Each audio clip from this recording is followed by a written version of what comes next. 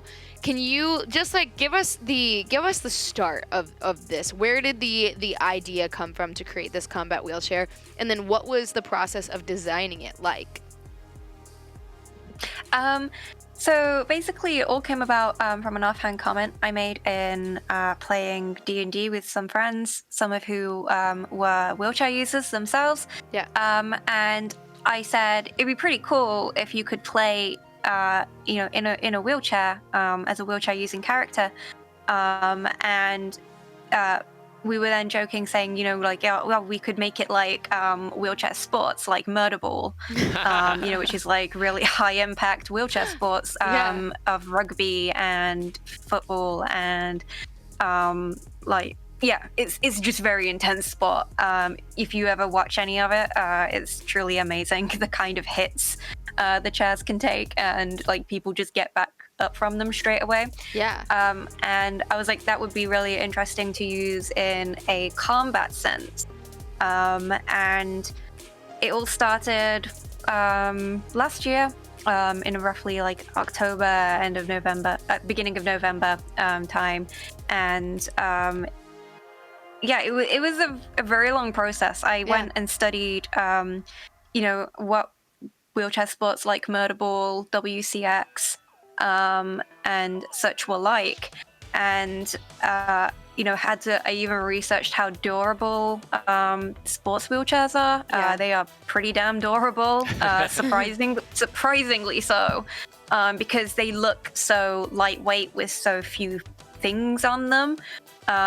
But it's the way to do with the design, the kind of cage setting of the chair and how it can roll. They have stabilizers that I didn't know about on the back. They have an extra fifth wheel on the back. Oh, wow. That prevents tipping backwards. Yeah. Looking into all of these, I was like, okay, so there's a lot I can play around with in terms of combat and what I can account for. Right.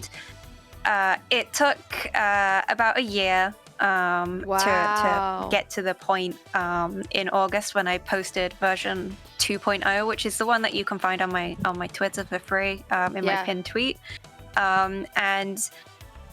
Before that, there was like an earlier version, which was pretty much very kind of light rules, and I took a lot of feedback from wheelchair using people in the community and friends, asking, does this capture your experience?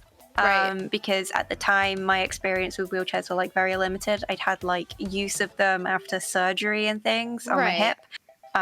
But now I do, have a wheelchair for more kind of full time, like at cons and things to help me get around.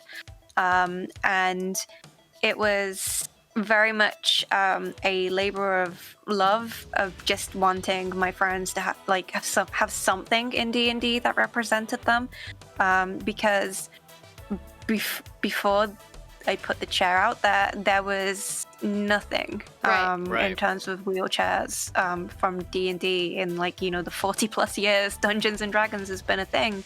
There are no wheelchairs in a world that is so like imaginative and based on imagination. It's kind of incredible that this one thing was left out. How important do you think it is to have something like a wheelchair, things that are familiar to people, and kind of combat that stigmatism that wheelchair users in games like Dungeons and Dragons and other tabletop RPGs, etc., I think a lot of people might have the assumption that they would automatically want to not have a character that uses a wheelchair. They'd be like, oh, I want to, I don't want to do this. This is what I have to deal with every day. Thank you so much for tuning in. Check out more great moments on our YouTube channel. Watch VENN and check out the entire episode over at VENN.tv.